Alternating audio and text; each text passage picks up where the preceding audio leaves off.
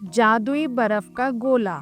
बहुत समय पहले की बात है। पहाड़ों के बीच बसा एक सुंदर गांव था, हिमगुड़े।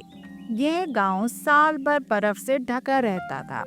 वहाँ एक नन्हा सा लड़का रहता था, तारू, जिसे बर्फ से खेलना बहुत पसंद था।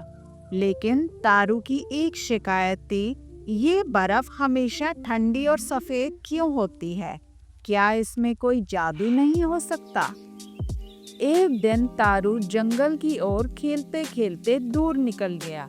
वहीं उसे एक बूढ़ा बाबा मिले, जिनके हाथ में एक चमकता हुआ नीला गोला था, बर्फ जैसा पर अजीब चमक के साथ। बाबा बोले, यह है जादुई बर्फ का गोला।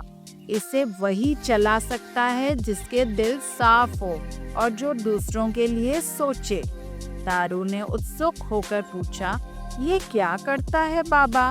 बाबा मुस्कुराए और बोले, जो भी इसके पास दिल से कुछ मांगे, लेकिन केवल दूसरों की भलाई के लिए, उसकी इच्छा पूरी होती है। बाबा ने वो गोला तारू को दे दिया, लेकिन चेतावनी दी, अगर इसे स्वार्थ से इस्तेमाल किया तो यह पिघल जाएगा और फिर कभी नहीं मिलेगा। तारू ने पहले दिन इस गोले के पास बैठकर प्रार्थना की, काश हमारे स्कूल की टूटी छत ठीक हो जाए ताकि सब आराम से पढ़ सकें। अगले ही दिन गांव में एक दानदाता आया और स्कूल की छत बनवा दी। फिर उसने मांगा, मेरा दोस्त रीना के घर में बहुत ठंड है, उसके लिए गर्म कपड़े आ जाएं।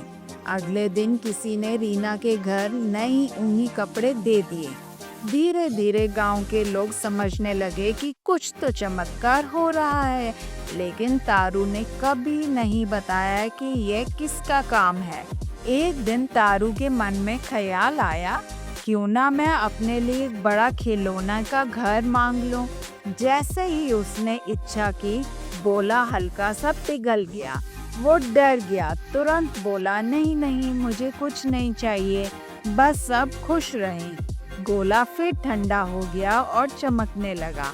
अब तारू रोज दूसरों की मदद के लिए प्रार्थना करता, किसी की माँ की दवा, किसी की गाय के लिए चारा, किसी बच्चे के लिए किताबें, और गोला रोज जादू करता रहा।